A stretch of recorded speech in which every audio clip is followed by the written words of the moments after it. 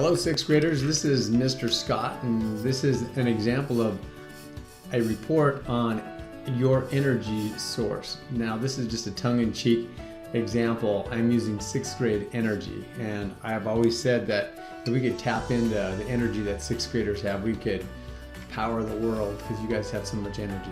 Anyway, I'm going to go through the slideshow, and I'll show you the slides that you should have in your presentation, and I give you an example of how I present it, and then you can mirror and model that so that yours can be as good as you can get it. Now, are you limited to this? No. There are lots of things you can do. You can put transitions between slides that are really entertaining. You can add your own images. You can add your own drawings. You could add a small video clip. I would tell you though, if you're going to put a video clip in there, make sure that it's only a couple minutes long, because we don't want to stretch these presentations out for a long period of time. And then, as one student said, can I just use a video for my presentation? And the answer is no. So anyway, here we go. Slide number 1 is a description of your energy source. And in this one it says, sixth grade energy is an amazing resource that seems to be unlimited, renewable, nearly clean, has many uses and purposes, can have a positive effect on the environment, does produce some methane after most meals, and can be messy at times. It also can be trained to be self-sufficient, so it's self-managing. The description of the sixth grade energy itself.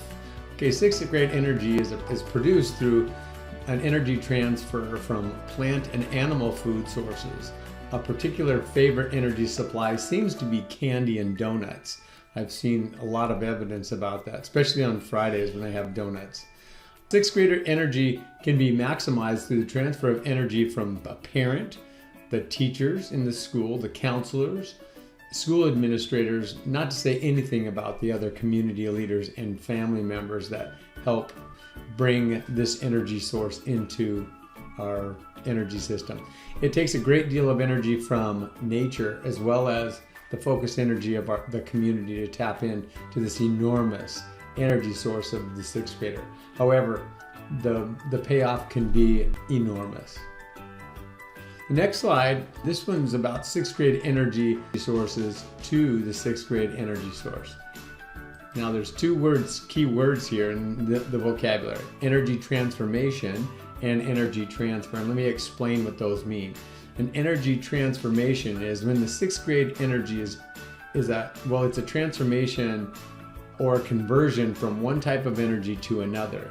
Like the law of energy can't be produced or destroyed, it can just be changed, and that change is called a transformation.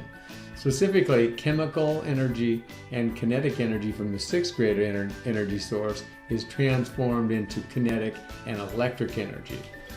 And I'll explain that a little bit more later. Now, energy transfer is when we move energy from one place to another, and that's a key element in any energy system. For example, energy from the parents, family, community members, teachers, counselors, and school administrators, they transfer their energy to the sixth grader to shape that energy source so it can be transformed into a useful producer. Next, the sixth grade energy source is a renewable resource because the transformation of energy from other biofuels to kinetic energy and then on to electric energy is easily replenished. We can farm all kinds of fruits, vegetables, and farm stock, plus fish and other proteins to feed all of the inputs. All other community energy transformations are produced in a similar fashion. So there is no non-renewable energy source in the energy system. As long as the sun continues to shine, we can continue to produce all input into the system that help us support the sixth grader energy system. Is sixth grade energy renewable? Yes, it is. We just answered that. Where is the sixth grade energy source located? Sixth grade energy is found in all communities in the country. One of the best reasons all humans should tap into this energy source because of its availability and almost unlimited supply throughout the world, not just in our community or in specific community where rich or poor people are. There is no economic strata, poor or rich, that is without this energy source, and the marginal cost is the same in every market. So all countries in all communities are able to tap into this energy source simply by calling on the sixth graders to perform. Other energy sources are found in remote areas like oil, natural gas, solar energy, wind power, tidal, and all of it. Exactly how is the sixth grade energy produced? Well, it's a very, very complicated interaction between the sixth grade energy source and its community, including the parents, the family, the community, and the schools. Describe that a little bit. There are many steps and stages of energy transformations to sixth grade energy into usable energy in our energy system. There must be a lot of chemical energy input into the sixth grader. That chemical energy is food and drinks. There must be an enormous amount of energy transferred from the parent to the sixth grader for many years before the energy source is ready to produce energy all by itself and on its own. And then there must be also a large amount of resources transferred to the sixth grader from key members of the community, doctors, daycare providers, preschoolers, teachers, counselors, and school administrators to shape that energy source into a usable source. Sixth grade energy can be converted into electricity to run households, industries. There is a lot of kinetic energy. All you have to do is watch one of our dance or after school activities, watch students before school or in lunch. There's a lot of kinetic energy and sound energy for that matter that can be converted into electricity.